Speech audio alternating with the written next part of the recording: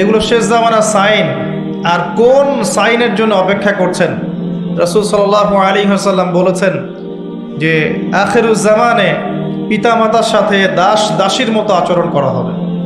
সম্পত্তির জন্যে সন্তান মাকে হত্যা করবে, পিতাকে হত্যা করবে।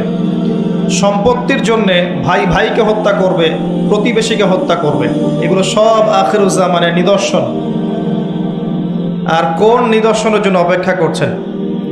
নবী করিম সাল্লাল্লাহু আলাইহি ওয়াসাল্লাম বলেছেন শেষ জামানায় মেয়েরা কাপড় পরবে, তারপরেও নগ্ন থাকবে। আর কোন নিদর্শনের জন্য অপেক্ষা করছেন? নবী সাল্লাল্লাহু আলাইহি ওয়াসাল্লাম বলেছেন ওয়ান তারাল হুফাতাল উরাতাল আলাতা রিয়া আশ-শা'i ইয়াতাতাওয়ালুনা ফিল বুনিয়ান। কিয়ামতের অন্যতম আলামত বা সাইন হচ্ছে সমাজের সবচেয়ে নিম্ন শ্রেণীর মানুষেরা, যাদের পায়ে স্যান্ডেল ছিল না, গায়ে জামা ছিল না, এই শ্রেণীর মানুষেরা উঁচু উঁচু অট্টালিকা নির্মাণের প্রতিযোগিতা করবে। ফান্তাজিরিস সাআ, তখন কিয়ামতের অপেক্ষা করো। বিগত ৩০০ বছরের বিশ্বের দিকে তাকিয়ে দেখবেন, যাদের এক সময়ে গায়ের জামা ছিল না, তারা আজকে ১০০-২০০ তলা বিল্ডিং করেছে। প্রতিটা সেক্টরেই, ব্যক্তিগত জীবনে এমন হয়েছে, পারিবারিকভাবেও হয়েছে, সামাজিকভাবে হয়েছে, ওয়ার্ল্ড অ্যাফেয়ার্সের ক্ষেত্রেও হয়েছে। এমন অনেক কান্ট্রি ছিল যেই কান্ট্রির মাথাপিছু আয় ছিল একদম নিম্নমানের, হঠাৎ করে তেলের কুয়া পেয়ে গেল, বিক্রি করে করে করে করে ১০০ তলা, ২০০ তলা, ৩০০ তলা। কে কার চেয়ে বেশি বিল্ডিং করবে? ভোগবিলাসী জীবনযাপনে ব্যস্ত হয়ে গেল এবং পশ্চিমাদেরকে বন্ধু বানিয়ে নিল, মুসলিমদের সম্পদ ওদের হাতে তুলে দিল। সব চলছে। কোন সাইনের জন্য অপেক্ষা করছেন? নবীজি বলেছেন সাল্লাল্লাহু আলাইহি ওয়াসাল্লাম, যখন দেখবে মেয়েদের সংখ্যা দিন দিন বাড়বে, ছেলেদের সংখ্যা কমতে থাকবে। যখন দেখবে মেয়েরা ছেলেদের পোশাক পরবে আর ছেলেরা মেয়েদের পোশাক পরবে। যখন মানুষ মাদকদ্রব্যকে হালাল করে নেবে, মানুষ মদ খাবে, নাম রাখবে ভিন্ন, মদের নাম উল্টা রেখে মদ খাবে। মানুষ জেনা করবে, জেনাকে বৈধ মনে করে করবে। এখনকার যে জেনারেশন ফ্রি মিক্সিংয়ে আছে, গার্লফ্রেন্ডের সাথে অ্যাফেয়ার করে, জেনা করে, পর্ন দেখে, পতিতালয়ে যায়, এরা জেনাকে হালালই মনে করে। এদের মধ্যে কেউই মনে করে না যে গার্লফ্রেন্ড বয়ফ্রেন্ডের সম্পর্কটা না যায়, সেটা মনে করে না। এদেরকে শেখানো হয়েছে এটা পবিত্র প্রেম, এদেরকে শেখানো হয়েছে এটা পবিত্র প্রেমের সম্পর্ক। এবং বিভিন্ন মুভিজ দেখে দেখে, গান শুনে শুনে, পর্ন দেখে দেখে, পশ্চিমা সংস্কৃতি এবং অপসংস্কৃতি দেখে দেখে এদের মাইন্ডসেটটা এমন হয়ে গেছে, এরা এটাকে হালাল মনে করছে। আজকের টাটকা নিউজ হচ্ছে যে বিগত ৮ দিনে এদেশের মাটিতে ৪১টা শিশুকে ধর্ষণ করা হয়েছে। আমি অনেক দিন আগে বলেছিলাম, যখন ফ্রি মিক্সিং বাড়বে, নারী পুরুষের এই অবাধ মেলামেশা বাড়বে, তখন ধর্ষণ ডে বাই ডে বাড়তে থাকবে, জেনা ডে বাই ডে বাড়তে থাকবে। এবং যত বেশি মেয়েরা বেপর্দায় বাইরে ঘুরবে এবং পুরুষের পোশাক পরে ঘুরবে এবং এমন পোশাক পরে ঘুরবে যেই পোশাক পরেও তারা নগ্ন, তত বেশি ধর্ষণ বাড়বে, আর জেনা বাড়বে, পরকীয়া বাড়বে, ব্যভিচার বাড়বে। এগুলো যখন বাড়বে, বাড়তে বাড়তে এমন একটা পর্যায়ে যাবে যে মানুষ মেয়েদের দিক থেকে আকর্ষণ হারিয়ে ফেলবে, তখন ছেলে ছেলের সাথে জেনা করবে। এটা এখনকার নতুন সমস্যা। পুরো বিশ্ব জুড়ে এই সমস্যা চলছে, ইনক্লুডিং আমাদের কান্ট্রিতেও এই সমস্যা চলছে। সমকামীরা এখন অধিকার খুঁজছে, তাদের সংগঠন আছে, তারা অধিকারের আন্দোলন করতে চেষ্টা করছে এবং বিশ্বের মিডিয়াগুলো বুঝাচ্ছে মানুষকে যে এটা হচ্ছে মানুষের ব্যক্তি স্বাধীনতা, বাক স্বাধীনতা। একজন মানুষ চাইলেই একটা ছেলেকেও বিয়ে করতে পারে, চাইলে মেয়েকেও বিয়ে করতে পারে। বলে নাউজুবিল্লাহ। এদের পরিণতি কি হবে সেটাও শুনে রাখেন। একটা সম্প্রদায় ছিল বিশ্বের বুকে, ইতিহাস কোরআনে আছে, ইতিহাস হিস্ট্রি ডিপার্টমেন্টে নাই।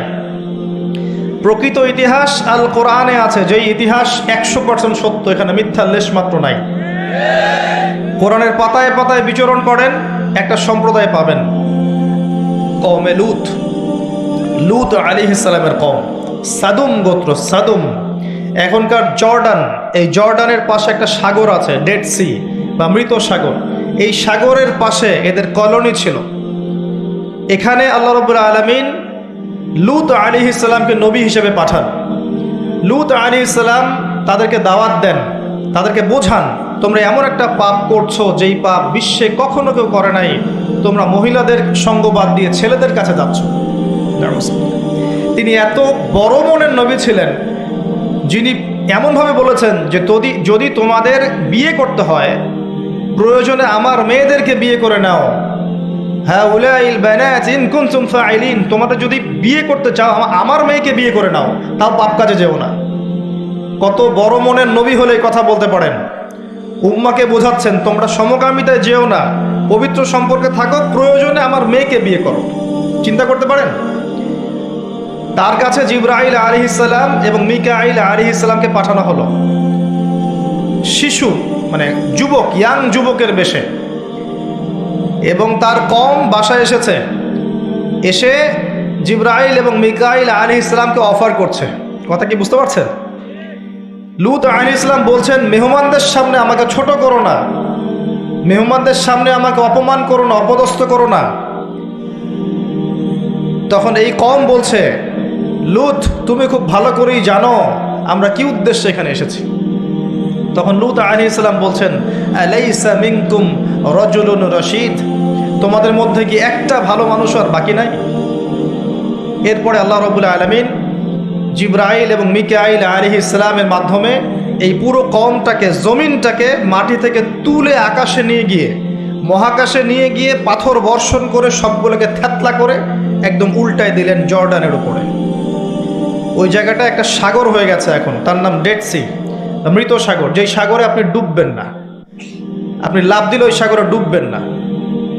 ওখানে কোনো প্রাণী জন্ম নেয় না, কোনো প্রাণের অস্তিত্ব নাই সেখানে। এমনভাবে আল্লাহ জায়গাটাকে অভিশপ্ত করে দিলেন। এই হচ্ছে কওমে লূতের শাস্তি। আখিরুজ্জামানেও যেই দেশ বা যেই সমাজ বা যেই ব্যক্তি যে পরিবারিক কাজগুলোতে সম্পৃক্ত থাকবে সমকামিতায়, তাদের সেম পরিণত হবে, এটা দেখে নিয়ে, এর কোনো ডাউট নাই, এটা হবেই। আর শেষ জামানায় যারা সুদের মধ্য দিয়ে আল্লাহ এবং তার রাসূলের সাথে যুদ্ধ করছে তাদেরও একই পরিণত হবে।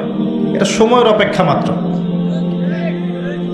এখন আপনি আর কোন সাইনের জন্য অপেক্ষা করছেন? যখন সমকামিতা দিন দিন বাড়তে থাকবে, এর সাথে আরেকটা সমস্যা বাড়বে, সেটা হচ্ছে চাইল্ড অ্যাবিউজিং বা শিশুদেরকে ধর্ষণ করা। ডে বাই ডে বিগত 8 দিনে এখানেই 42 জন শিশুকে ধর্ষণ করা হয়েছে, রিপোর্ট, সেকুলার মিডিয়া রিপোর্ট। আমাদের মেয়ে সন্তানদেরকে কার কোলে তুলে দিচ্ছেন? আপনার বাচ্চা সেফ না। কি পরিমাণ মানসিকতা নিচু হয়ে গেছে আমাদের, খেয়াল করে দেখেন। বিয়েকে কঠিন করে দেওয়া হয়েছে, জেনাকে উন্মুক্ত করে দেওয়া হয়েছে, ফ্রি মিক্সিংটাকে উন্মুক্ত করে দেওয়া হয়েছে, এবং এটাকে আমরা অ্যাপ্রিসিয়েট করছি, উৎসাহিত করছি। প্রত্যেক ঘরে ঘরে ছেলেমেয়েরা এখন ফ্রি মিক্সিংয়ের বয়ফ্রেন্ড গার্লফ্রেন্ড সম্পর্কে জেনায় লিপ্ত হচ্ছে, বই এক্সচেঞ্জ করছে, নোট এক্সচেঞ্জ করছে, একসাথে পড়াশোনা করছে, কফি খাচ্ছে, ঘুরছে ফিরছে, ডেটিং করছে, এক পর্যায়ে বেডে গিয়ে সেক্সুয়াল সম্পর্ক করছে, এবং এটাকে আমরা বলছি পবিত্র প্রেম। নাউযুবিল্লাহ। এবং এটা স্কুল লাইফ থেকে শুরু হয়ে কলেজ, বিশ্ববিদ্যালয়, চাকরি ক্ষেত্র, ব্যবসা ক্ষেত্র, প্রতিটা সেক্টরে ছড়িয়ে পড়েছে। ইভেন দেখা যায় পলিটিক্যাল মিছিলের মধ্যেও মেয়ের সামনে পিছনে ছেলেরা। প্রতিটা সেক্টরে ফ্রি মিক্সিং, এভাবে কাঠামো নষ্ট করে দেওয়া হয়েছে। এর উপরে আবার আছে পর্নোগ্রাফি, যার মধ্য দিয়ে যুব সমাজকে পশু বানিয়ে ফেলা হয়েছে। যে মানুষ পর্ন আসক্ত সে কখনো একটা মেয়ের দিকে সম্মানের চোখে তাকাতে পারে না। তার কাছে মনে হয় মেয়ে হচ্ছে একটা গোশতের টুকরা, একে ভক্ষণ করতে হবে, ভোগ করতে হবে, এতটুকুই। আমরা যখন আমাদের মায়ের দিকে তাকাই, আমরা কি এরকম ভোগের দৃষ্টিতে তাকাই? আমার বোনের দিকে যখন তাকাই, তাকে কি ভোগের দৃষ্টিতে তাকাই? ইভেন আপনার হালাল বিয়ে করে স্ত্রী, তার দিকে যখন আপনি তাকান, একটা ভালোবাসা প্রেম নিয়ে তাকান, এটা কি ভোগের মতো, পশুত্বের দৃষ্টি? কিন্তু একটা ধর্ষক যখন একটা ভিকটিমের দিকে তাকায়, তার দৃষ্টিটা হচ্ছে একটা পশুত্বের দৃষ্টি। এই দুইটা দৃষ্টির পার্থক্য আমরা বুঝতে পারছি না। যখন পর্ন আসক্ত হয়ে যাবে পুরো জেনারেশন, তখন ভিতর থেকে তারা পশু হয়ে যাবে, সুযোগ পেলেই ধর্ষণ করবে। যখন সে একটা মেয়েকে একা পাবে, সুযোগ পেলেই সে সুযোগ হাতছাড়া করবে না। যখন বাচ্চাদেরকে একা পাবে, তাকেও ধর্ষণ করে ফেলবে। দিন দিন বাচ্চাদের ধর্ষণ বাড়ছে, এবং যারা ধর্ষণ করছে এদেরকে আমরা প্রকাশ্যে এনে ফাঁসি দিতে পারছি না। ইসলামের এটাই বিধান ছিল, এদেরকে প্রকাশ্যে জনসমক্ষে ফাঁসি দেওয়া, যাতে আরো 10টা মানুষ এখান থেকে শিক্ষা নিতে পারে। আমরা করতে পারছি না। এখানে আইনের দুর্বলতা আছে, তার ফলশ্রুতিতে দেখা যায় মানুষ পার পেয়ে যাচ্ছে এবং ডে বাই ডে ধর্ষণ বাড়ছে। আপনি কি মনে করছেন আপনার ঘরের মা বোন সেফ? আমার ঘরের মা বোন সেফ? আমার ঘরের কন্যা সন্তান সেফ? আমরা পৃথিবী থেকে চলে যাওয়ার পরে আগামী 10, 20, 30 বছর পর কোন বিশ্বরা ফেস করবে আল্লাহ ভালো জানে। কারো কোনো ফিকির আছে? আমরা পড়ে আছি ছোটোখাটো বিষয় ইখতলাফ নিয়ে, কে কাকে গালি দিব, কে কাকে গীবত করব, কার তহমত দিব, কে কোথায় হাত বাঁধবো, আমিন জোরে বলবো না আস্তে বলবো, মৌলিক সমস্যাগুলো নিয়ে মানুষের মাথা ব্যথা কমে গেছে।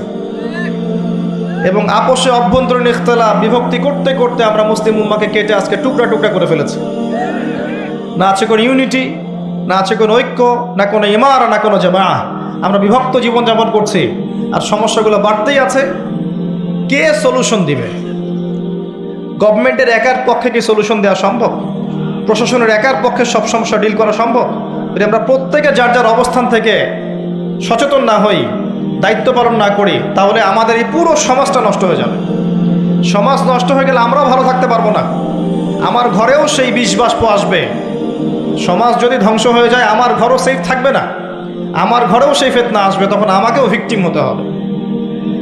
এগুলো আখিরুজ্জামানের সাইন।